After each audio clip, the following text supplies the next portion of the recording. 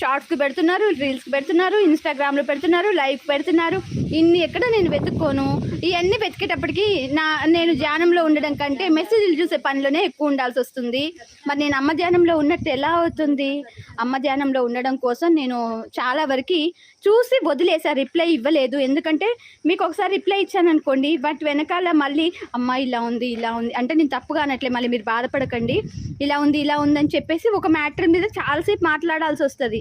కాబట్టి నేను అమ్మ ధ్యానంలో కంటే మీతో మాట్లాడే టైం ఎక్కువ స్పెండ్ చేస్తున్నాను అనిపించింది. అందుకోసమని ఈ 9 రోజులు నేను వారాహి అమ్మవారికి అప్పచెప్పేశాను నా ధ్యానం అంతా కూడా. నేను అమ్మకు దూరంగా ఉన్నా కానీ నా మనసులో అమ్మ నిలువై ఉన్నారు. తర్వాత నేల మీద పడుకోవడం, మౌన దీక్ష చేయడం, అంటే సాత్విక ఆహారం తీసుకోవడం, పాదరక్షలు వేసుకోకపోవడం, ఇవన్నీ చేశాను దీక్ష ప్రకారము. కేవలం అమ్మకి దీప ధూప నైవేద్యాలు మాత్రమే సమర్పించాలి. నా మనసే అమ్మవారికి అన్ని.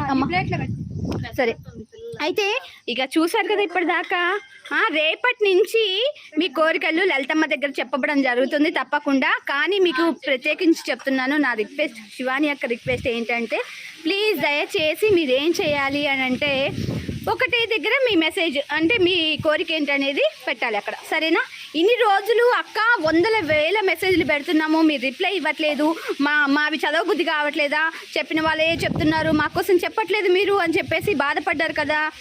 ఎవరెవరి కోసం నేను చెప్పలేదు, చెప్పినా చెప్పకపోయినా మీ అందరి కోసం నేను ఇవాళ సుబ్రహ్మణ్యేశ్వర స్వామికి అభిషేకము, పసుపు కుంకుమ అలంకరణ, తర్వాత ధూప నైవేద్యాలు సమర్పించుకున్నాను. తర్వాత అమ్మవారికి నాగలక్ష్మమ్మ తల్లికి చక్కగా 11 ప్రదక్షిణాలు ఆమెకి నైవేద్యం సమర్పించుకున్నాను. నిమ్మకాయల హారము, తర్వాత పూలహారం సమర్పించుకున్నాను. ఆవిడకి కూడా ధూప నైవేద్యం పెట్టుకున్నాను. తర్వాత నాగలక్ష్మమ్మ పుట్ట బంగారం దగ్గర మీకోసం ముడుపు కట్టాను, ఓకేనా? అందరి పేరిట, ప్రతి ఒక్కరి పేరిట ముడుపు కట్టాను. అది అయిపోయిందా? తర్వాత నా పిల్లల కోసం నేను ఇక్కడ నేల మీద భోజనం చేశాను, అంటే ఉపవాసం విడిచాను ఇక్కడ, ఓకేనా? ఇవన్నీ అమ్మ స్వీకరిస్తుంది తప్పకుండా. ఇదిగోండి, శివాని అక్క చెప్పింది అమ్మ వింటది అని మీరు ఎంత నమ్ముతున్నారో, నేను కూడా మా అమ్మ చెప్తే నేను చెప్తే మా అమ్మ నా మాట వింటదని చాలా నమ్మకం నాకు. నమ్మకం ఏంటి, తీర్చేసింది నాకు, ఆల్రెడీ తీర్చేసింది కాబట్టి కదా ఇక్కడికి వచ్చాను. మీకు కూడా తీర్చేస్తుంది అన్న పెద్ద కాన్ఫిడెంట్ తోటే వచ్చాను. తప్పకుండా మీ కోరికలు అన్నీ తీరుతాయి, చూడండి.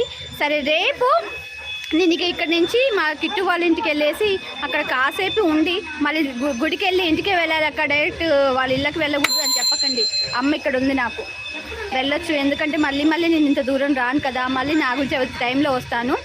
ఆ టైంలో అమ్మ దర్శనం చేసుకుంటూ నేను